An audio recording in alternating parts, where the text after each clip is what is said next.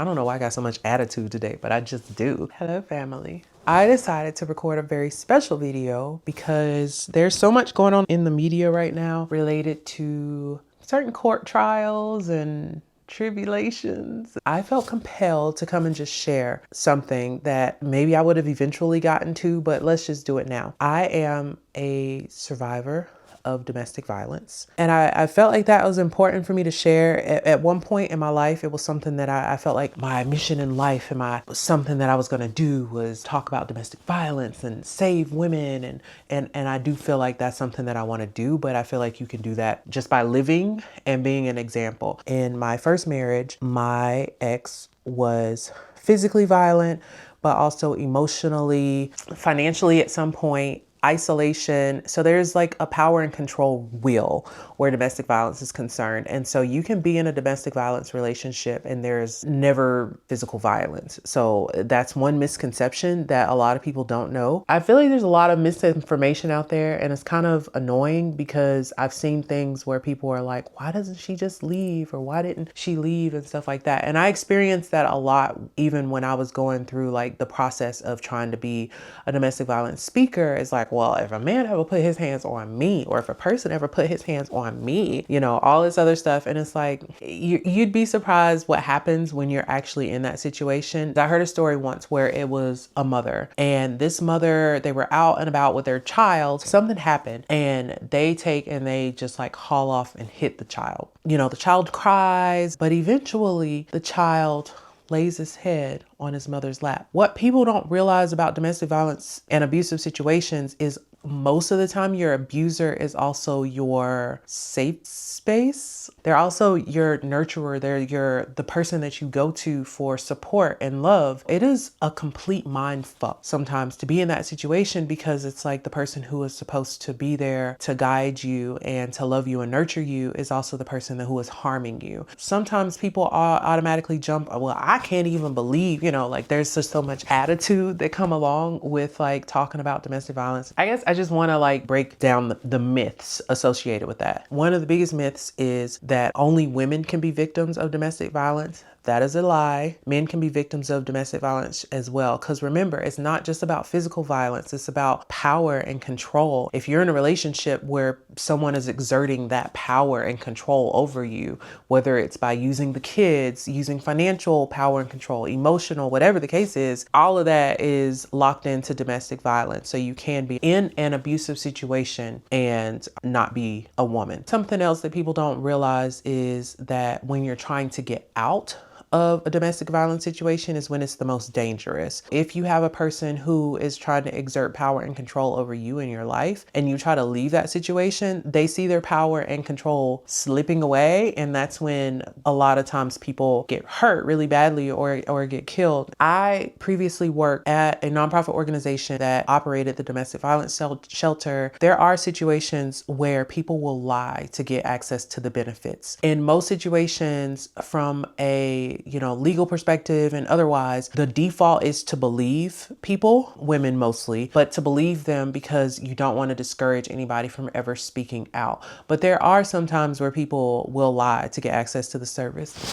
I've had the benefit of experiencing that one too, but I'm not going to talk about that one right now. But there's a lot of situations where, people will use the system as a way to just either get back at the person that they are trying to harm, whatever the case is. I guess I want to drop that disclaimer because, a lot of times you should believe the victims. You don't want to put anybody in a situation where they need help and need services, but they are too scared to ask for them. At the same time, there are a lot of times where people will lie and try to use the system. In most situations, I have had to get a restraining order in the past. And of course, it's just like any other legal situation where, the burden of proof is still there, and you do have to kind of have like some documentation. I saw when Halle got a restraining order, and there's just a lot of people, there's just like a lot talking about lies and stuff. I don't know the situation, ain't my business. It ain't your business either. I would like to think that there's definitely documented proof, and from what I understand, there is documented proof, and that's necessary to get a restraining order. You can't just walk up to the court and say, this person's getting on my nerves. I want a restraining order. It doesn't work like that. You really do have to have like proof. The other thing that I wanted to talk about is during my process of going through like my divorce custody battle, one of the things that I learned, so I had to attend this course, this class for parents. When people separate, there's a lot of bitterness and a lot of anger and personal anger, and people like to use the kids as a way of getting back at the other person. But one of the biggest things that I learned is that our children need both parents. And it's like, duh, but they put it in a way in this course where it really stuck with me. And I think from that point on, I was open and willing to try to do whatever I could to make sure that my child had that relationship with both parents. The reason why is because, you know, a mother can do for a child what a father can't, and a father can do for a child what a mother can't. And so children really do need the love, support, encouragement from both parents. When you're looking at a domestic violence situation or a situation where there's been violence, that's not always easy, but it is important to try to keep that in mind. And so for me, when I went to go get my restraining order, I wanted it for myself, but I was honest in saying that to my knowledge, he had never hurt the child.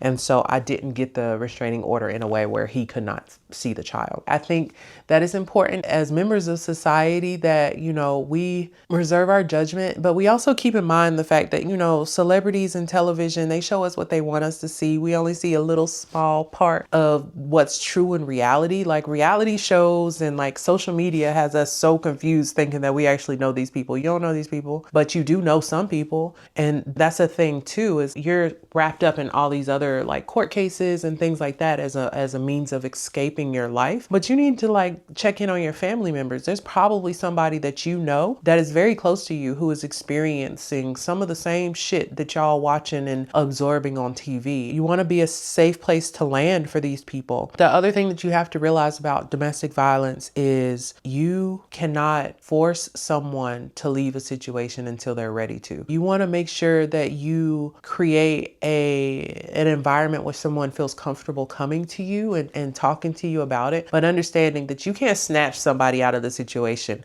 Most situations, and this was true in my own, is like you go back, like they say you go back 7 times before you finally leave. So if you help somebody out of a situation, they go back, don't like disown them and like be like, oh, you don't listen, I'm blah, blah, blah. I don't know why I got so much attitude today, but I just do. Don't cut them off, you know, continue to be a safe place for them to come and to land, because eventually they will want to get out and they're going to need someone to help them with that. And don't forget that getting out of an abusive situation is always the toughest time, because that power and control is slipping away. So you want to make sure that you stay vigilant, be as safe as you can in that moment. When I left my situation, I left at a time that I knew he was not going to be there. And then when I moved to a place where he did not know where I was, at least at first. I think that's it. Just, I've been seeing things on social media and it's just been really it's making me sad. It's pissing me off. I just like all the feels and the emotions, which is normal and that's okay. But it's, you know, the judginess is just too much. Sometimes people always have something to say about situations that they ain't ever been in and that they can't possibly understand. I don't know how to feel. I said all this to say that I don't have feelings about how Cassie and Halle and other people have been dealing and what they're going through. My heart is with them and I feel really bad for them, but I also feel